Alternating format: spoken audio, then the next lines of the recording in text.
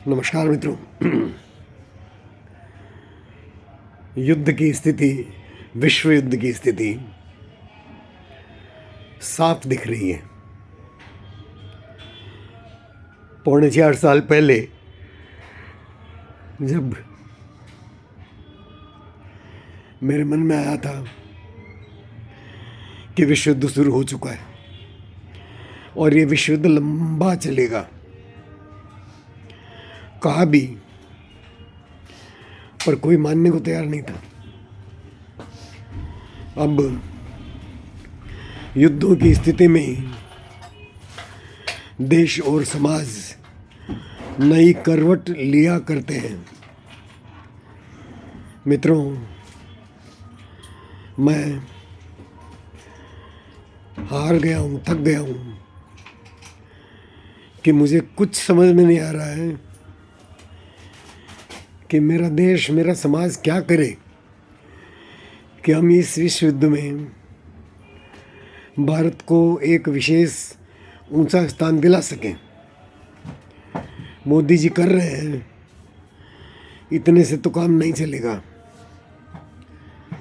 मोदी जी सुचिंतित रूप से ही सारी योजनाएं और काम कर रहे हैं, पर इतने से काम नहीं चलेगा। द्वितीय विश्व युद्ध में भी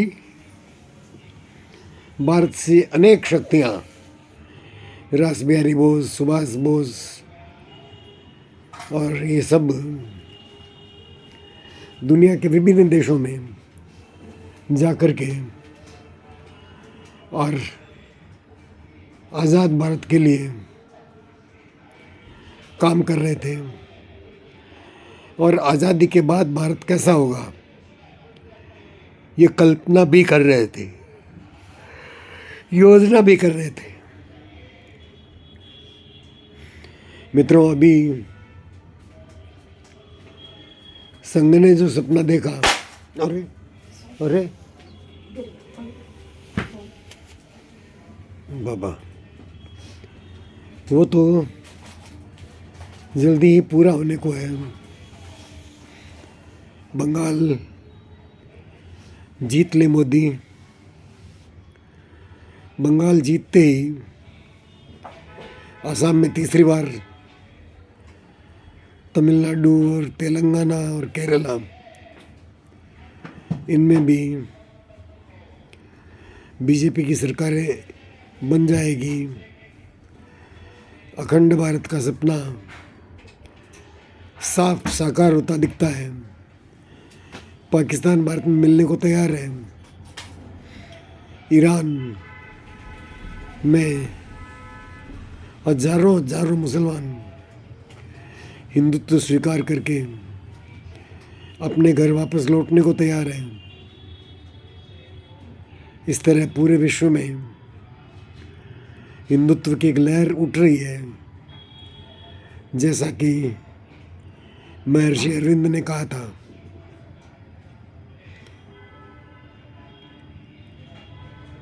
और अरविंद, विवेकानंद, ये सब अपना काम कर गए। अब जो भविष्यवाणियां करने वाले हैं वेंगा बाबा, उनका भी साफ आकलन है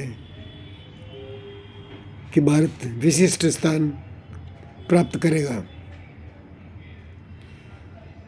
मेरे मन में वेदना है मित्रों, वेदना है